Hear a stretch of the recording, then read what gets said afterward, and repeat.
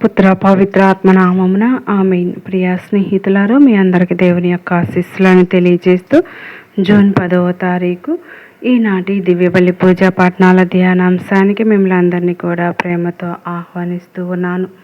మొదటి పఠనము రాజుల మొదటి గ్రంథం 18వ అధ్యాయం 20వ వచనం నుండి 39వ వచనం వరకు చదువుకుని ధ్యానించుదాం. దేవుడు ఎవరో నిర్ణయించుకోవలసిన సమయం. కార్మెలు కొండపై ఏలియా ప్రజలను చూసి, ఎంతకాలం మీరు రెండు తలంపుల మధ్య తడబడుదురు అని ప్రశ్నించాడు. ఇది మన జీవితాలు కూడా వర్తిస్తుంది. చాలాసార్లు మనం దేవుణ్ణి నమ్ముతామని చెప్పినా ప్రపంచపు ఆశలు, భయాలు, మనుషుల అభిప్రాయాల మధ్య చిక్కుకుపోతాయి. దేవుడు సంపూర్ణమైన హృదయాన్ని కోరుతూ ఉన్నాడు. మన విశ్వాసం అంతరార్థం కాకుండా పూర్తిగా ప్రభువుపై నిలబడాలి. బయలు ప్రవక్తలు పెద్దగా అరుస్తూ గాయపరుచుకుంటూ ప్రార్థించిన సమాధానం రాలేదు. కానీ ఏలియా సరళమైన విశ్వాసంతో దేవుని ప్రార్థించాడు. ఇది మనకు ఒక గొప్ప పాఠం నేర్పుతుంది. దేవుడు మాటలు పొడవును కాదు, హృదయ సత్యాన్ని చూస్తాడు. నిజమైన విశ్వాసంతో చేసిన చిన్న ప్రార్థన కూడా పరలోకాన్ని కదిలిస్తుంది. ఏలియా ముందుగా యెహోవా బలిపీఠాన్ని మరమ్మతు చేశాడు. మన జీవితాల్లో కూడా ప్రార్థన, వాక్య ధ్యానం, పరిశుద్ధత వంటి ఆత్మీయ బలిపీఠాలు కొన్నిసార్లు కోల్పోతాయి. దేవుని అగ్ని మన జీవితంలో పడాలంటే ముందుగా మన హృదయం బలిపీఠం సరిచేయబడాలి. పశ్చాత్తాపం మరియు దేవుని వైపు తిరిగి వచ్చే మనసు ఎంతో అవసరం. నీటితో నిండిపోయిన బలిని దేవుని అగ్ని పూర్తిగా దహనం చేస్తుంది. ఇది దేవునికి అసాధ్యం ఏది లేదని తెలియజేస్తుంది. మన జీవితంలో సమస్యలు, నిరాశలు, మూసుకుపోయిన మార్గాలు ఉన్న దేవుని శక్తి వాటన్నిటినీ మార్చగలదు. మన బలహీనతల మధ్య దేవుని మహిమ ఎక్కువగా కనబడుతుంది. అగ్ని పడిన వెంటనే ప్రజలు యెహోవాయే దేవుడు అని ఒప్పుకున్నారు.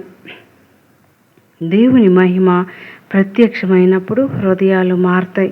మన జీవితం కూడా దేవుని ప్రేమ, పరిశుద్ధత, విశ్వాసానికి సాక్ష్యంగా ఉండాలి. ఇతరులు మన క్రియలను చూసి దేవుని మహిమపరిచేలా జీవించడం క్రైస్తవుని పిలుపు. మరి సువార్త పఠనాన్ని ధ్యానించినట్లయితే మత్తయి సువార్త 5వ అధ్యాయం 17వ వచనం నుండి 19వ వచనం వరకు చదువుకుంటూ ఉన్నాం. యేసుక్రీస్తు ధర్మశాస్త్రాన్ని కానీ ప్రవక్తల వాక్యాలు కానీ కొట్టివేయటానికి రాలేదు, నేర్పించటానికి వచ్చాను అని చెప్పాడు. నెరవేర్చుటకే వచ్చాను అని చెప్పాడు.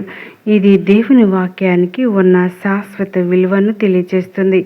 యేసు వచ్చిన తర్వాత పాత నిబంధన అవసరం లేదని కాదు, దాని అసలైన అర్థం ఆయనలో సంపూర్ణమైంది. క్రీస్తు జీవితం దేవుని చిత్తానికి పరిపూర్ణమైన ఉదాహరణ. దేవుని వాక్యం ఎప్పటికీ మారదు.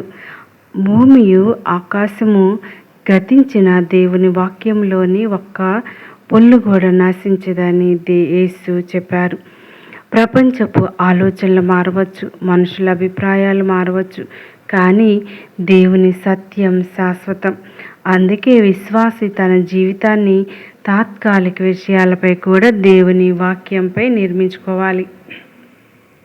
యేసు చిన్న ఆజ్ఞల్లో ఒకదాన్ని విసర్జించి ఇతరులకు అలా నేర్పినవాడు పరలోక రాజ్యంలో అల్పుడని హెచ్చరించాడు. చాలాసార్లు మనం ఇది చిన్న విషయం అని కొన్ని ఆత్మీయ విషయాలను నిర్లక్ష్యం చేస్తాం. కానీ దేవుని దృష్టిలో విధేయత చిన్నదా పెద్దదా అనే తేడా లేదు. ప్రతి ఆజ్ఞ పవిత్రమైనదే. దేవుని ఆజ్ఞలను ఆచరించి ఇతరులకు నేర్పేవాడు పరలోక రాజ్యంలో గొప్పవాడని యేసు చెప్పాడు. నిజమైన గొప్పతనం పదవుల్లో కాదు, దేవునికి విధేయతలో ఉంది. మన జీవితం ఇతరులకు ఆదర్శంగా ఉండాలి. మన మాటలు మాత్రమే కాదు, మన క్రియలు కూడా దేవుని ప్రేమను ప్రకటించాలి. ధర్మశాస్త్రం కేవలం నియమాల సమాహారం కాదు, అది దేవుని హృదయాన్ని తెలియజేస్తుంది. యేసు ప్రేమ, కరుణ, క్షమ, పరిశుద్ధత ద్వారా ఆ ధర్మశాస్త్రానికి జీవమిచ్చాడు. ఆయనను అనుసరించేవారు బయటకు మాత్రమే కాదు, అంతరంగంలో కూడా పరిశుద్ధులై ఉండాలి. ఈ కాలంలో అనేక స్వరాలు మనకు తప్పుదోవను పట్టించడానికి ప్రయత్నిస్తూ ఉన్నాయి. కానీ దేవుని వాక్యం మాత్రమే నిజమైన మార్గదర్శి. ప్రతిరోజు బైబిల్ చదవడం, ధ్యానం చేయడం, ఇలాంటి వాక్యాలను మనం ధ్యానిస్తూ ఉండాలి. ప్రియ స్నేహితులారా, మరి ఈ ప్రభు మనకు నేర్పేటువంటి ఒక విషయం ఏమిటి అంటే, వాక్యాన్ని చదువుతూ ఉన్నప్పుడు, వాక్యాన్ని ప్రకటిస్తూ ఉన్నప్పుడు మనం చాలా జాగ్రత్తగా వాక్యాన్ని ధ్యానించాలి, పఠించాలి. ఏదో అలవాట్లో పొరపాటుగా మనం వాక్యాన్ని ధ్యానించడం మంచిది కాదు అని మనకి నాడు వాక్యం హెచ్చరిస్తూ ఉంది. ఎందుకనగా అవి దేవుని మాటలు. దేవుని మాటలను ఉచ్చరించడానికి పవిత్రత చాలా అవసరం.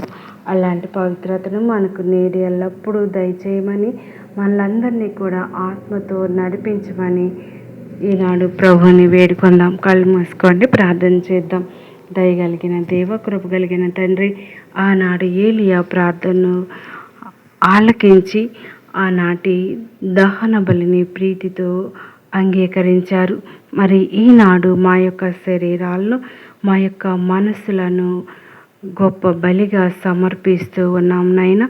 మా యొక్క హృదయాల్లో ఉన్నటువంటి భక్తిని, విశ్వాసాన్ని దయతో స్వీకరించమని, మీ యొక్క ఆనందాన్ని మాకు దయచేయమని, మా అవసరాల్లో తోడుగా ఉండమని, కష్టాల్లో బాధల్లో ఉన్న వారిని ఆదుకోమని, అనారోగ్యంగా ఉన్న వారికి మంచి ఆరోగ్యం దయచేయమని బ్రతిమాలు వేడుకుంటూ ఉన్నాం.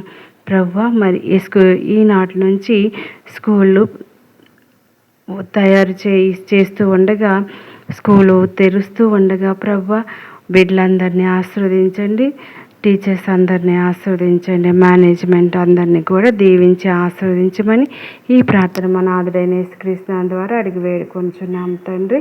ఆమేన్. పితా, పుత్ర, పవిత్ర ఆత్మ నామమున ఆమేన్.